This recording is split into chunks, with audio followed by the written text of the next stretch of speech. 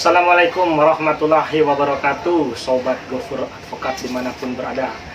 Pembahasan kita kali ini ialah mengenai hutang piutang. Itu debitur gagal bayar, kreditur jangan sampai salah bertindak. Penjelasan lebih lanjut berikut ini.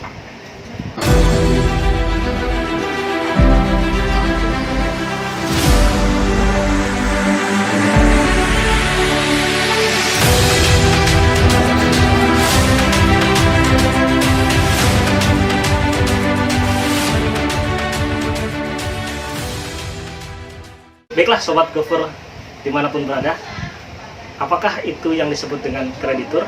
Apakah yang disebut dengan debitur di dalam hubungan hutang piutang? Sederhananya atau simpelnya, kreditur adalah pihak yang memberikan hutang, sementara debitur adalah pihak yang berhutang. Nah, jika dalam pelaksanaan perjanjian hutang piutang tersebut ternyata debitur lalai dalam melaksanakan kewajibannya untuk membayar hutangnya kepada kreditur yang sudah jatuh tempo, maka langkah pertama yang dapat dilakukan kreditur adalah dengan memberikan somasi terhadap debitur yang memerintahkan agar debitur melaksanakan kewajibannya tersebut. Demikian, apabila debitur tidak juga melaksanakan kewajibannya setelah kreditur melakukan somasi terhadapnya itu, maka kreditur tidak diperkenankan untuk melakukan upaya paksa dengan menggunakan kekuatannya sendiri mengambil barang-barang milik debitur sebagai jaminan atau sebagai bentuk pelunasan hutang tanpa kerelaan si debitur. Apabila kreditur melakukan itu tanpa kerelaan debitur, maka kreditur tersebut dapat digugat telah melakukan perbuatan melawan hukum oleh debitur dengan melandaskan pada ketentuan pasal 1365 Kitab Undang-Undang Hukum Perdata yang berbunyi, tiap perbuatan yang melanggar hukum dan membawa kerugian kepada orang lain, mewajibkan orang yang menimbulkan kerugian itu karena kesalahannya untuk mengganti kerugian tersebut.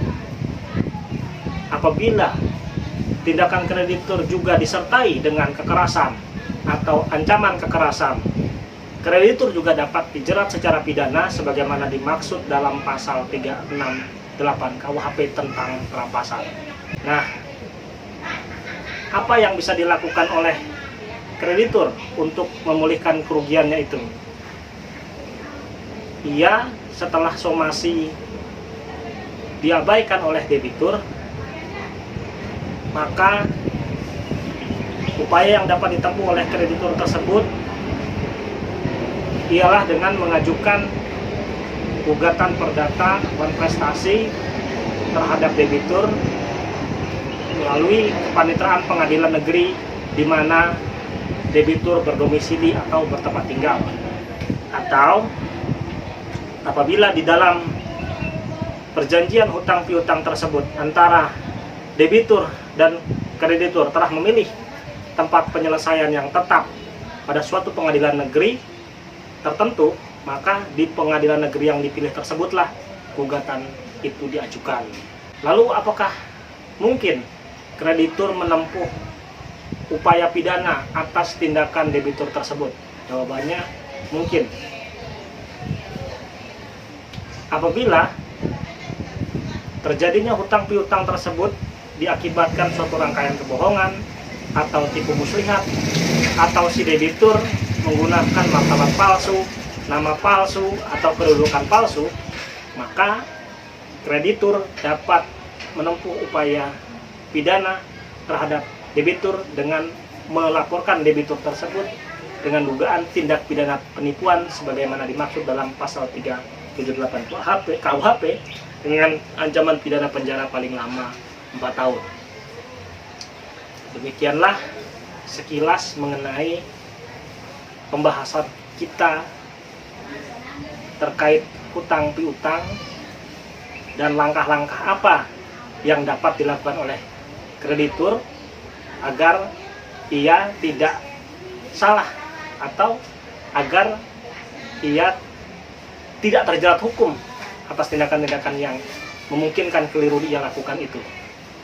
Apabila sobat Gopher Advokat dimanapun berada, ada yang ingin ditanyakan lebih lanjut mengenai seputar persoalan utang piutang dan penyelesaiannya, dapat menghubungi kami di kontak di bawah ini. Demikianlah pembahasan hukum kali ini. Semoga bermanfaat. Wassalamualaikum warahmatullahi wabarakatuh.